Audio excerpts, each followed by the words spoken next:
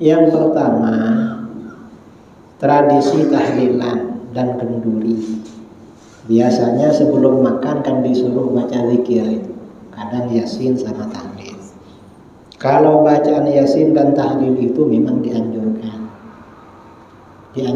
memang untuk mendoakan almarhum.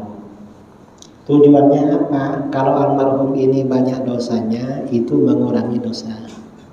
Kalau diazab di alam kubur, itu meringankan. Kalau dosanya gak ada, meninggikan derajat, levelnya naik. Orang naik level di dunia itu fasilitasnya akan semakin bagus kan, gajinya semakin bagus kalau naik level. Di akhirat gitu juga, kalau derajatnya itu fungsinya bacaan-bacaan itu. Dan itu ada dasar sunnahnya. Membaca zikir untuk orang mati, yang mengajarkan itu dulu baginda Rasulullah SAW. Itu oleh guru-guru kita, para ulama kita direalisasikan dalam tradisi tahlil. Lalu kenduri itu sedekah untuk orang mati. Mengapa ada sedekah? Karena sedekah untuk orang mati itu sampai. Dalam hadis riwayat Imam Bukhari Muslim dari Sayyidah Aisyah radhiyallahu anha, anna rajulan atan Nabiyya sallallahu alaihi wasallam faqala.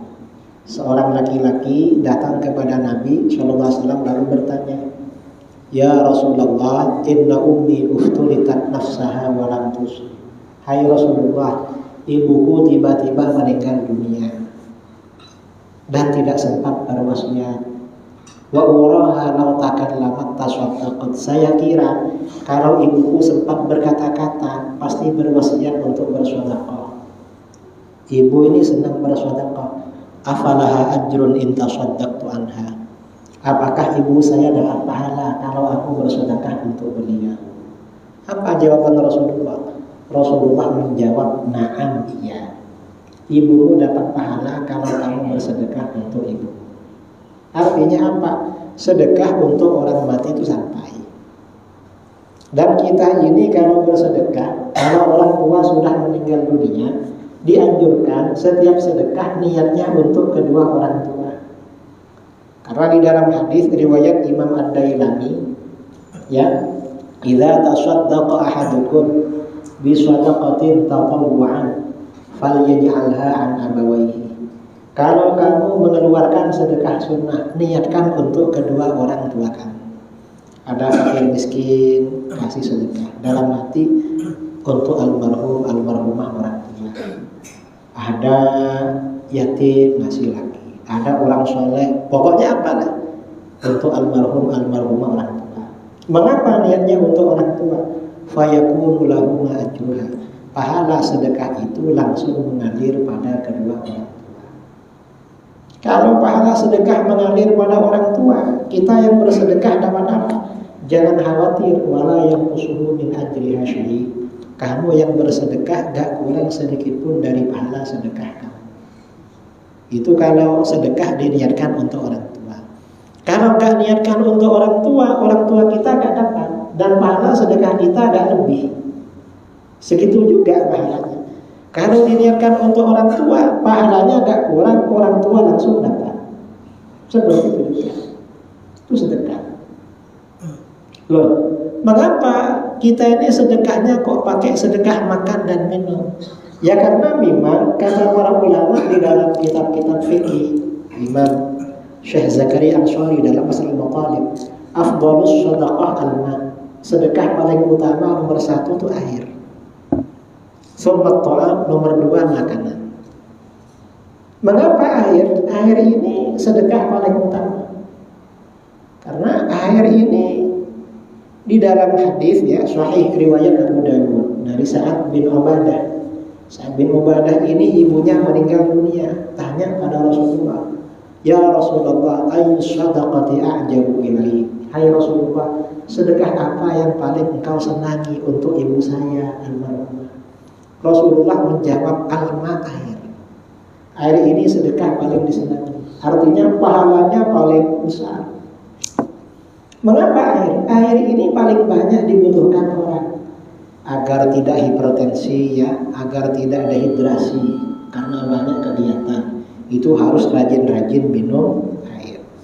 Bangun tidur agar tidak capek, agar enak minum air. Sambil kerja minum air.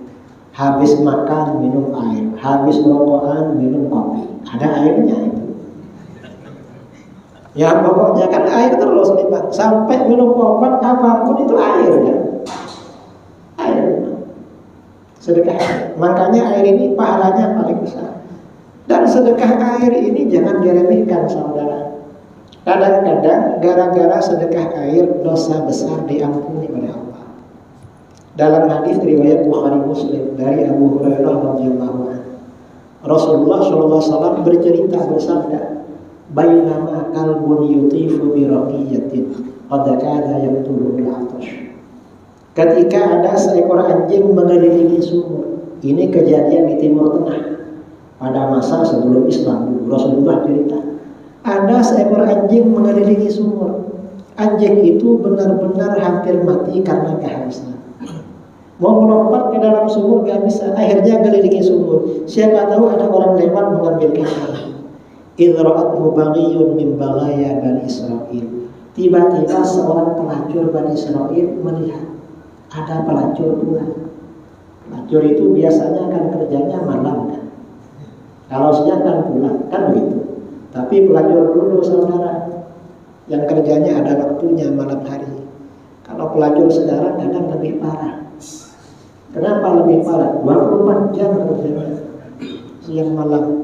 Katanya, saya nggak tahu juga. Nanti kira saya kenal.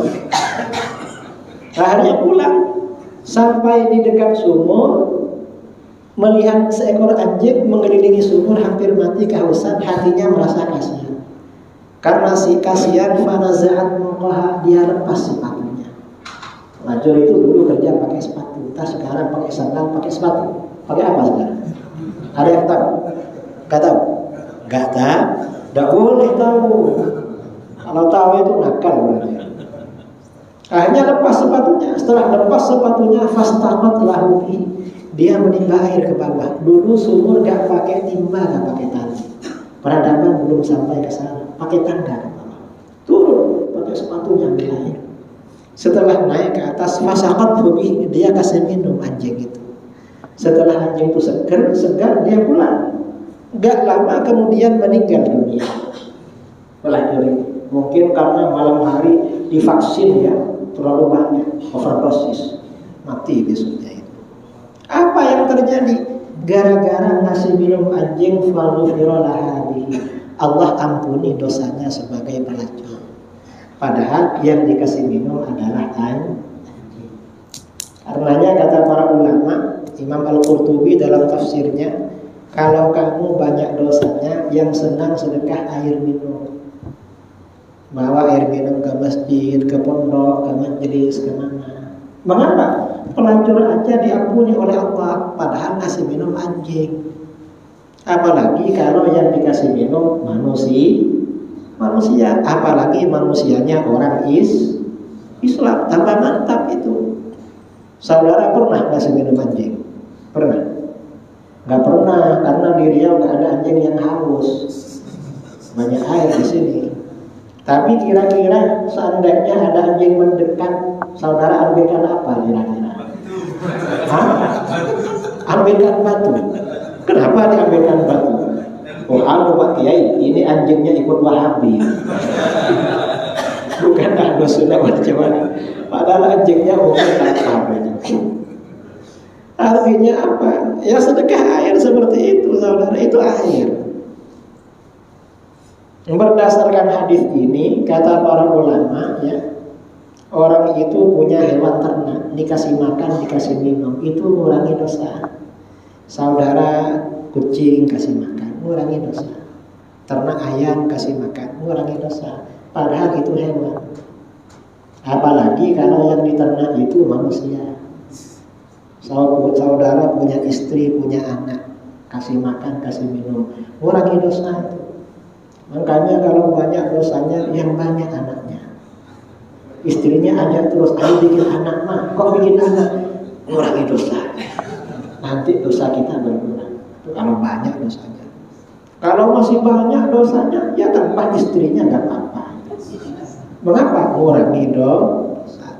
Tapi kalau ASN nggak boleh. Hah? Kalau pegawai kan nggak boleh, dipecat dulu. Yang enak yang bukan pegawai ini bebas itu, mau kawin berapa saja itu. Orang banyak yang enggak. Nah ini artinya apa? Sedekah minum itu besar pahalanya. Nomor 2, sedekah makan, ya mirip-mirip dengan sedekah minum. Pahalanya besar juga. Makanya ada kenduri. Pertanyaan yang kedua, yang masalah ini apa namanya? Azan di kuburan. Azan di kuburan itu ulama kita khilaf. Ada yang mengatakan dianjurkan, ada yang mengatakan tidak. Kalau guru-guru kita di Indonesia ini ikut yang menganjurkan. Mengapa? Wong itu zikir, Pak. Zikir itu kan dianjurkan terus. Mau dibacakan apa? Bacakan azan saja. Karena tepat. Karena kata para ulama, manusia begitu lahir ke dunia diazankan. Maka terakhir kali di dunia mau kembali ke alam akhirat, azankan juga. Jadi awal bukunya, awal telinganya mendengar azan, terakhir telinganya mendengar azan juga. Katanya begitu. Makanya dianjurkan azan. Tapi seandainya nggak diazankan, nggak apa-apa juga. Wong sebagian ulama hanya mengatakan sunnah. Artinya nggak wajib. Yang wajib itu dikubur saudara.